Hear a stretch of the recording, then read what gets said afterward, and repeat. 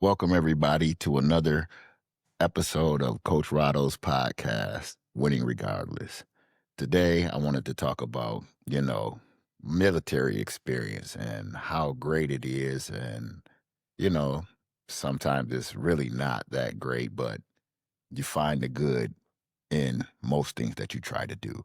Um, and what made me really talk about it was, when the wife and I just, first of all, I hope everybody had a great Labor Day weekend. Everybody enjoyed it or and deserved it, and hopefully you enjoyed it and got to do what you wanted to do and catch up with people that you needed to catch up with, which is what made me talk about this subject of the military. My wife and I went down to Detroit and we got to hang out with my Marine Corps boys who we've been, let's see, we all joined the Marine Corps 1989, and we've all been friends since. And so we had a little gathering this weekend, and it was just nice to get together with them and just, tell stories and, hear stories of today that they're doing. And I mean, even though you talk about it and we're in a group text with like 20 of us, it's still great to be with each other and hang out and have different careers and talk about your career, but also you still go back to your time in the military together, talking about the things that you did. Like, one of our buddies, he used to cut our hair all the time. But the funny thing about him was he had a real hairy chest, and he would always have his daggum skivvy shirt off, cutting your hair, playing with his chest hairs. And we, we would talk about that. And how there would be a line outside the barracks for a $5 haircut from him because he was the baddest one. And the thing about him is if you owed him $1, you gave him $4. Excuse me, you better believe that in 3 or 4 days or 3 or 4 hours, he's gonna be like, "Hey, where that dollar at?" I mean, just talking about stories like that make you laugh, or when you out on Libo and which is Liberty, when you get to get time off of whatever your duty is while you in, getting drunk and at the E Club, and one of your guys being big enough to drag everybody up the beach just far enough so that when the tide comes in, we don't get drowned because we fell asleep on the beach. I mean, those are some of the stories that, we got to talk about and tell each other when we got together. So, in talking about our military experience, I want the people to know that in our culture, we're taught that, the military is a bad place for us. We're taught that it's not friendly towards, minorities. And I want to contradict that because, you know, the military is bad to every fucking body. Because you have one mission, so it didn't matter if you was white, black, red, green, yellow. Well, yeah, you was green. Everybody was green. So the white boys got just as much shit as the black boys, as the black dudes got. The Mexicans got just as much shit as everybody else. So, when people tell you that the military isn't a good place for black kids, that might have been in the past because it was told to me by my uncles who served in Vietnam War. But I looked at what he had as a grown up. I looked at what the military did for him when he got out, because serving your country, it allowed him, even though they treated him like shit when they first came back from Vietnam, he was still able to go into the factory and also get a civil servant job as a postman. So he made good money on both ends, even though while he was in, his military time wasn't the best for him. But that was a different time. I can only go off of now and what I learned and the things that the military did for me. Um, One of the things the military did for me was it taught me I needed to be accountable. When I messed up, there were consequences in which outside in real society, there are consequences for your actions, but these consequences were different.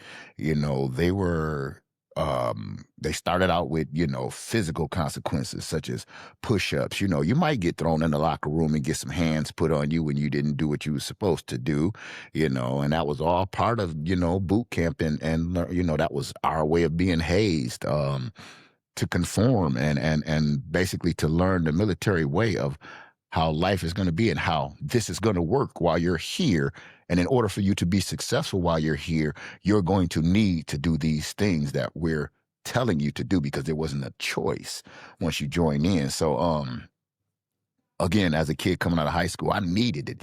I needed the structure that it gave me because the very first night that we got there, shit, you fly in, at midnight, you land and you got these yellow footprints that you got to stand on when you get off the plane, get off the bus.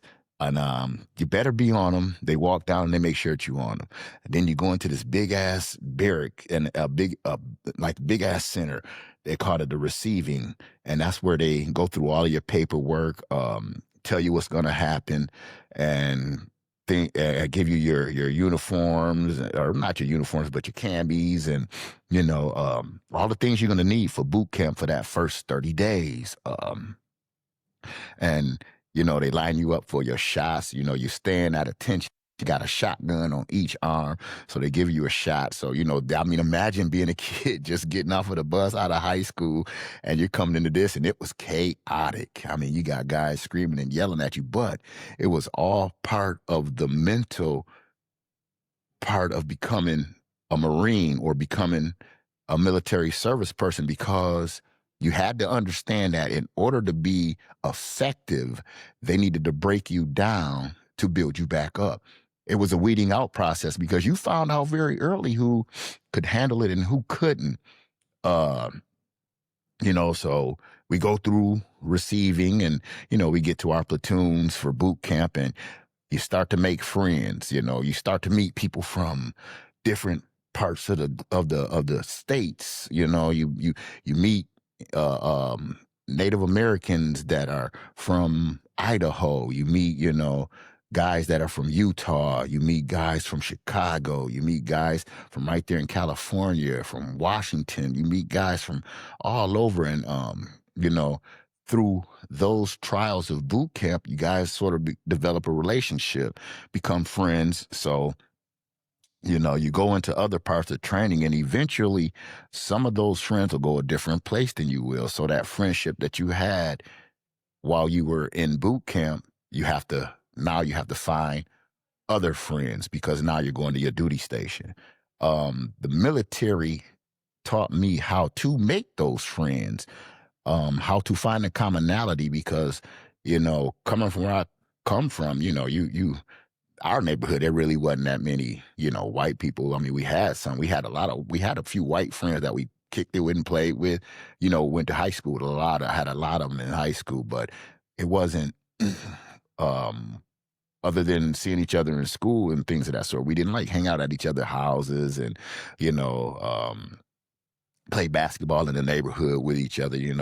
They went to their house, they went to they went to their house, we went to ours. And then when we got in school, we was friends. So the military made an adjustment real quick. You weren't, first of all, you really weren't allowed to have, you were allowed, but they kind of made sure that you didn't have the same race of a roommate.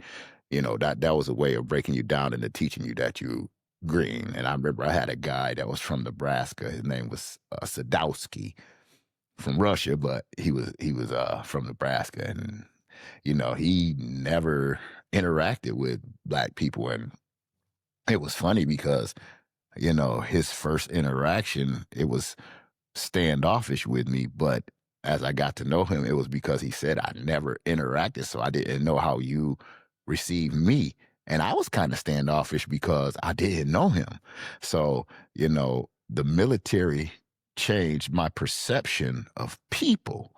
And I think that our kids could benefit from those types of lessons that I learned, learning to be accountable, learning to how to be broken down and how to be built back up, how to be disciplined, the problem I think that we have with the military and our kids is because they watch TV and they hear stories from people who didn't have successful military careers, because there's a lot of us who really did. I mean, yeah, it fucked me up and it did something to me, but it also created something in me, created something out of me because where I am in life, I cannot contribute it to I cannot go without adding the Marine Corps to my contribution to where I am in life.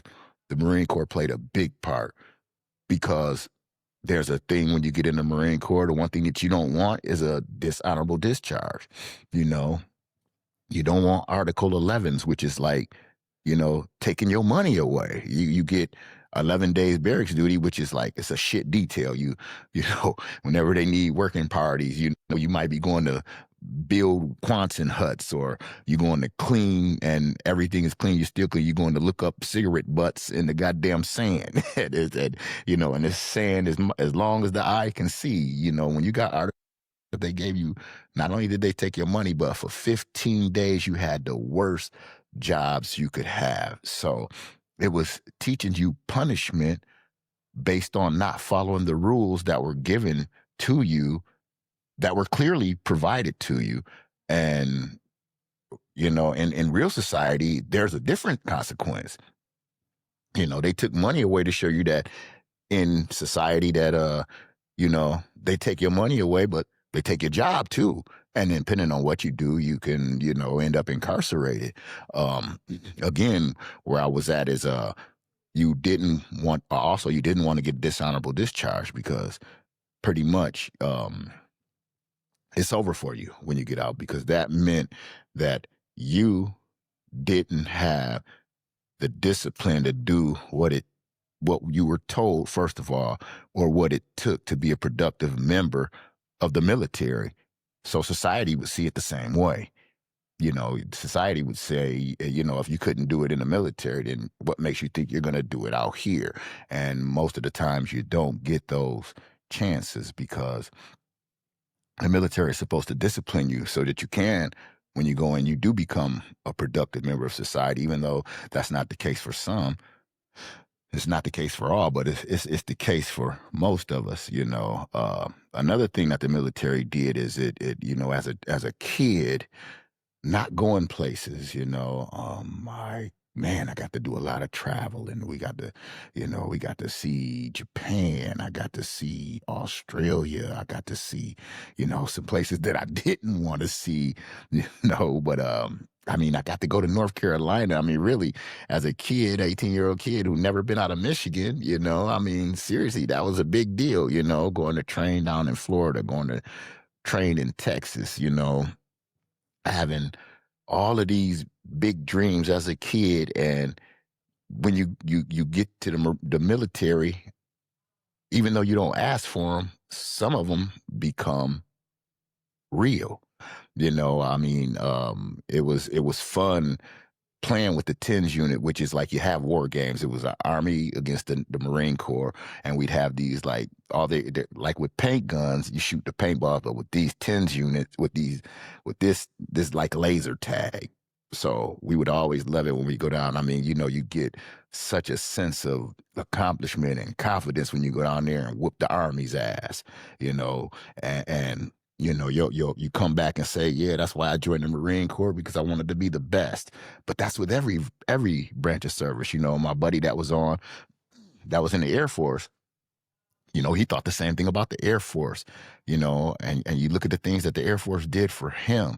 He came up hearing the same stories of going into the military and never dreamed of being an air traffic controller. Things that the military can teach you to do. We think when we go into the military, because again, it's what our kids see on TV. They only see the war part, but they don't see that you can actually go in and start a career there. You can actually go in and go to school for free. You can go in, learn the battle, but also learn how to fix motors on big trucks. You can also go in and learn how to battle, but also learn how to fuel planes, which makes $100,000 a year. Because fueling planes is not an easy job. You also can go in and you know learn how to disarm an enemy, but also how to wire a building with electricity. There is so many things that you can learn in the military, and they'll pay for it because it'll become what you do. It'll become your MOS. It'll become your job if you qualify for it when you take that ASVAB test. I had a kid that worked for me. Here, his name is Tyjon O'Brien. Great kid. Knew him since he was 7 years old. Gets out of high school. He's going to college. And I just said, because I knew him since he was a kid and great kid, come work for me. So he, young kid, 19, came work for me. At 26, he sat me down and said, I've been thinking about the Air Force. And I told him I thought that the Air Force would be great for him. Well, not only did this motherfucker take the ASVAB, but he scored so high on it without even knowing that he was going to. He scored so high on it that when he went in, he got like a $70,000 bonus. That's $75,000 in your pocket for joining the United States Air Force. So not only do he go in, but he was good at cybersecurity because that's what he did for me. He didn't start out being good in cybersecurity. We helped get him the training. He did it so well for us, decided to give it a shot in the Air Force. Well, 3 years, which when when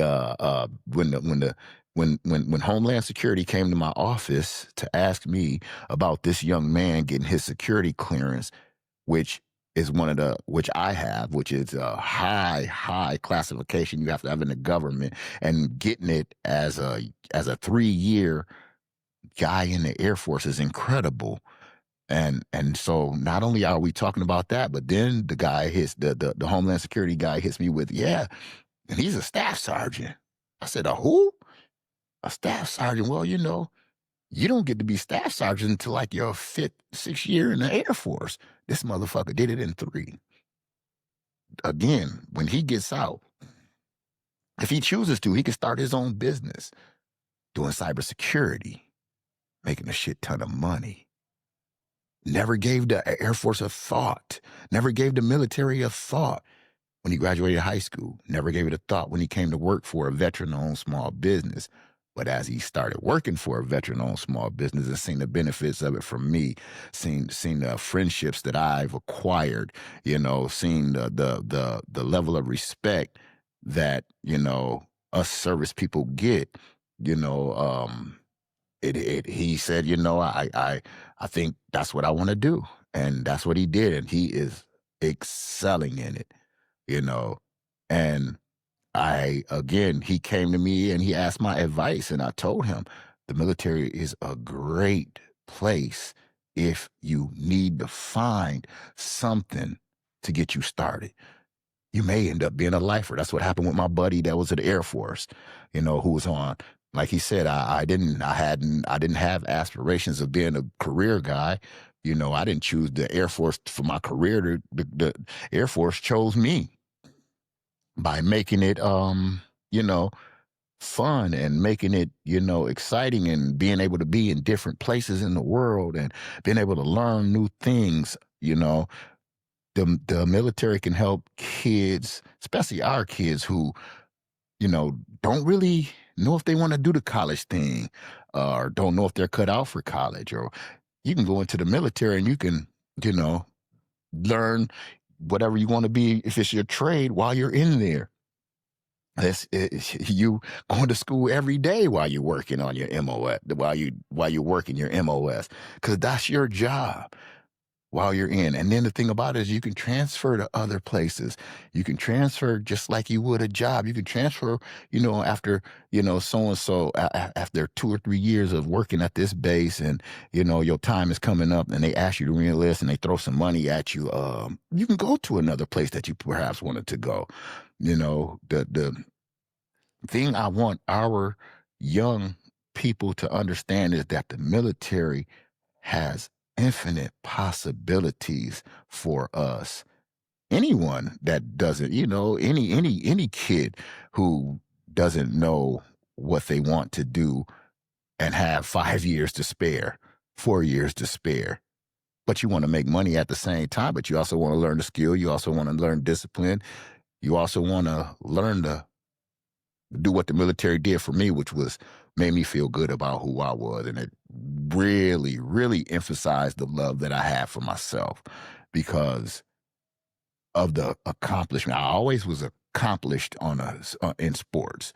But when I got into the military, I learned that I was way more accomplished in so many other things. Like I didn't know I was as good of a shooter as I was. I didn't know that I was as good at navigating. I learned when you have to go out into the field, which is when you're going to camp, call what y'all call camping. I didn't know that. When they drop us off anywhere, I was good enough to have picked up and learn how to navigate to get my platoon back or my squad back to home base. I didn't And it was fun. I didn't know that, even though I hate it now, camping, but I didn't know bivouacking could be what it was. I didn't know building snow castles to keep warm, igloos, but they're snow castles to keep warm, and you do stay warm in them. Because some you see on TV, you never, I mean, it's just as a kid from the neighborhood and kids that are from the neighborhood who are lost, but they qualify to get into the military.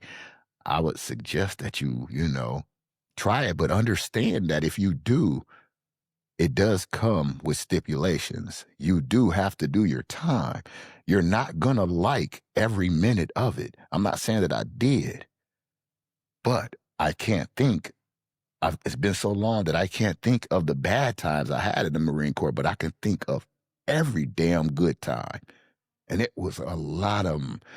And that tells you that it's all about what you take from it because it's going to give you some stuff and it's going to take some stuff, but it's all about also what you give it and what you take from it.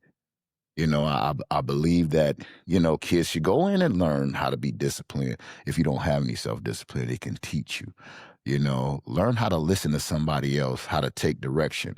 Learn how to respect authority, men authority. That's our problem. We always think that authority is taking away our freedom in some way of being an individual when it's not. Sometimes authority is what we need to keep us from fucking up, because usually authority is given to a person who has already been where you're headed and they're trying to keep you from getting there, but we don't see it as that. We see it as somebody taking away our freedom of thought and our freedom of being a person when that's not the case. Because if you join the military, you're going to have to learn to deal with authority because everything is a ranking system. And that makes it easier. But however, are you, you know, child man enough or young man enough to accept that authority, to accept the criticism, to accept the punishment, but also to accept the accolades and the praise that is very, very minimal that you get. Because the praise that I got was the feeling in myself of accomplishment in the Marine Corps. It was the few and the proud. And I truly believe that, and I still to this day believe that we're only the few and the proud. There's only a few of us, and it's a tough thing to go through and a tough thing to do. However, if you're strong enough mentally, strong enough physically, it becomes an easy thing to do. The hardest part, again, is accepting authority. If you were a kid who had issues in school with, your principals and your teacher, the military, be good because the thing that you have to understand that if you took a job, you can't have an issue with your boss or you ain't fucking getting paid. You can't have an issue with your boss's secretary or you ain't gonna have a job. The military will calm you down as a young child or a young man going into it looking for what they think they need to survive and become productive in society. It is not what it used to be. They give you good bonuses for going in. There's an ASVAB test that you now listen. If you hear, don't go running out and signing up and this, that, and the third. There's an ASVAB test you have to take, to see what branch. If let's say you go to the Army, well, to qualify in certain positions, you have to have a certain score. Air Force, you have to have a certain score overall to even get to look at the jobs. Find those things out. Find out what scores you might need to be able to perhaps do whatever you had in your, but yeah, I want to do electrician. Find out what score you need to have when you signing up for the military to attain that MOS. Now I'm gonna tell you, don't go into the Marine Corps, because the only thing that we taught to do is kill a motherfucker. That's it. We got motor T, we got mechanics and things of that sort, but for the most part, your first MOS is gonna be infantry, killing motherfuckers. Now, I always say Air Force is 1 for me, Navy is 2. The other ones, they fall right after that. So then it will be the Army, Army and the Marine Corps, Coast Guard, National Guard. If you like the water, Coast Guard is great. If you, again, if you're a black kid that wanted to see the ocean, if you're a minority kid, if you're just a kid, period, it doesn't matter it doesn't matter what fucking race you are. If you're just a kid, period, that wants to see some things, but don't know how to do it, the military is a great way to help you get to see those things. Again, you join the Coast Guard, go right down there in Florida and be patrolling along them damn oceans and the water in Miami, see all the people women's in the bikinis and, you in your uniform and, go down there to Tampa, the bases down there, all along the Gulf Coast, Louisiana. I mean, the Coast Guard offers great for people who want to see the water and, be amphibious, that's a service that I never thought about going in because, most of us don't swim, but I could swim. Had I thought about it, I probably would have went just to be on the beach because I love the beach. But that's not the route I chose, So in closing, I just want everyone to know, especially my young people out there, if you have a dilemma as far as what your choice is in life, and you have 4 or 5 years to spare, Air Force is 2, why not, explore the military and get paid at the same time you're exploring yourself? Why not, see what it has to offer, see what it can give you, see what it can turn you into? I mean, hell, it took a person like me and turned me into a businessman. Never would have thought it in my life, but hell, that's where I'm at now. And I'm pretty daggum happy. Um, in closing, I would like to tell everyone, thank you for giving me your time and listening. Again, Rodo, Marine Corps, military, great place to be, great place to work, great place to learn, great place to grow. Thank you for taking the time to listen to Coach Rodo's podcast, Winning Regardless. And you can find us anywhere you listen to your podcast. Have a good day.